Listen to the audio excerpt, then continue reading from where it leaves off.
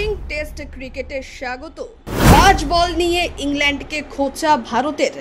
Brand McCullum England দলের দায়িত্ব নেওয়ার পর বিশ্ব ক্রিকেটকে চিনিয়েছিলেন বাজ বল, যার অর্থ টেস্ট ক্রিকেটে টি-20-র স্টাইলে ব্যাটিং। এটা করে তারা একাধিক সিরিজের সাফল্য পেয়েছে।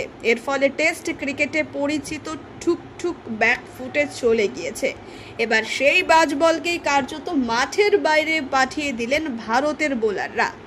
লর্ডসের সবুজ পিচে ব্যাটই খুলতে পারলেন না ইংল্যান্ড ব্যাটাররা। লর্ডসে বেন স্টোকস টস জিতে ব্যাটিংয়ের সিদ্ধান্ত নেন। প্রথম দিনের শেষে ইংল্যান্ডের রান 4 উইকেটে 251। ইংল্যান্ড টেস্ট ক্রিকেটে যে টি-20 মোডে খেলতে অভ্যস্ত সেটা দেখা যায়নি, আর ম্যাচের মাঝে সেটা নিয়ে ট্রোল মোহাম্মদ সিরাজ ও শুভমান গিলের। প্রথম দিনে ইংল্যান্ডের একমাত্র ভরসা জো রুট। তিনি 99 রানে প্রথম দিনের খেলা শেষ করেন। তিনি বাদে অলি পোপ 44 রান করেন।